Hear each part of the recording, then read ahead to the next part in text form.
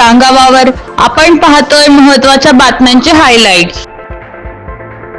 इराणकडून भारतासह 5 देशांसाठी होर्मुझची सामुद्रधुनी खुली। भारत, रशिया, इराक, चीन, पाकिस्तानला मोठा दिलासा।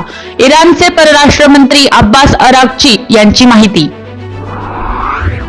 अमेरिकेचा शांततेचा प्रस्ताव इराणने फेटाळला। युद्ध संपवण्यासाठी नुकसान भरपाईसह इराणच्या 5 अटी या मागण्या पूर्ण होत नाही तोपर्यंत युद्ध सुरूच ठेवणार, इराणची भूमिका।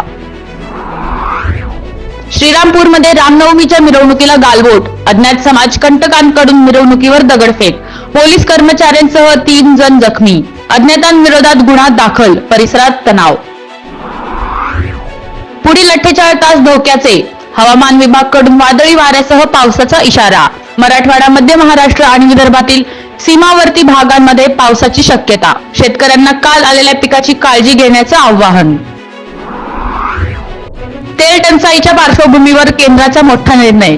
पेट्रोल आणि डिझेलवरच्या अतिरिक्त एक्साईज ड्युटीमध्ये कपात। पेट्रोलवरची एक्साईज ड्युटी 3 रुपये तर डिझेलवरची एक्साईज पूर्णतः रद्द।